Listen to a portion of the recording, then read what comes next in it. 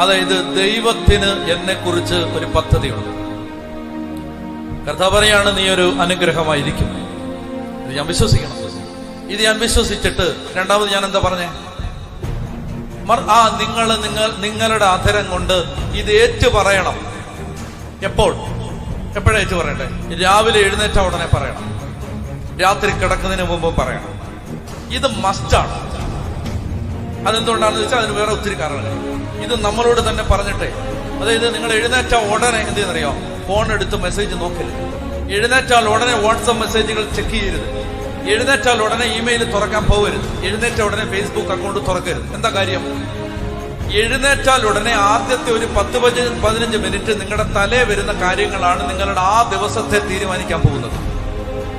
ഉള്ള വേസ്റ്റ് എല്ലാം കൂടെ രാവിലെ വാരി അകത്തോട്ട് ഇട്ടാൽ ആ ദിവസം മുഴുവൻ അങ്ങനെ ആയിരിക്കും. എഴുന്നേറ്റാൽ ഉടനെ ഒന്നിയിൽ നന്നായിട്ടിരുന്ന് പ്രാർത്ഥിക്കുക, അല്ലെങ്കിൽ കുറച്ചു നേരം ദൈവവചനം വായിക്കും, അല്ലെങ്കിൽ കർത്താവിന്റെ വചനം ഏറ്റു പറയൂ.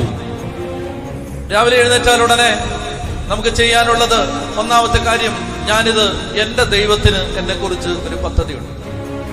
എന്റെ നാശത്തിനുള്ള പദ്ധതിയല്ല, എന്റെ ക്ഷേമത്തിനുള്ള പദ്ധതിയാണ്. എനിക്ക് ശുഭകരമായ ഭാവിയും പ്രത്യാശയും നൽകുന്ന പദ്ധതിയാണത്. ഇത്രയും നിങ്ങൾക്ക് മനസ്സിലായോ? ഇത് നിങ്ങൾ ചെയ്യുമോ? ചിലപ്പോൾ നിങ്ങൾക്ക് ചിലർക്കെങ്കിലും ബോറടിക്കും. ഇയാളെന്തിനാ അത്രയും ഡീറ്റെയിൽ ആയിട്ട് പോകുന്നത്? എന്തിനാണെന്നറിയോ? പറയുന്നതിൽ 1/4 പോലും മനുഷ്യർക്ക് മനസ്സിലാവുന്നില്ല എന്ന് ഒരുപാട് പറഞ്ഞതിനൊടുവിലാണ് എനിക്ക് മനസ്സിലായത്. പറയുന്നതിന്റെ 15% ആളുകൾ പിടിയിട്ടുണ്ട്. മനസ്സിലായെന്ന് തോന്നുകയാണ്. അതുകൊണ്ടാണ് ഞാൻ ഇങ്ങനെ ഡീറ്റെയിൽ ആയിട്ട് വലിച്ച് നീട്ടി പറയാൻ കാരണം. ഇത് ചെയ്യുവോ? എന്ത് ചെയ്യും? അതിനെ കൊണ്ട് വെച്ച് പറയാൻ മാത്രമാണ് ഞാൻ പറഞ്ഞത്. ഇത് ഞാൻ വിശ്വസിക്കും.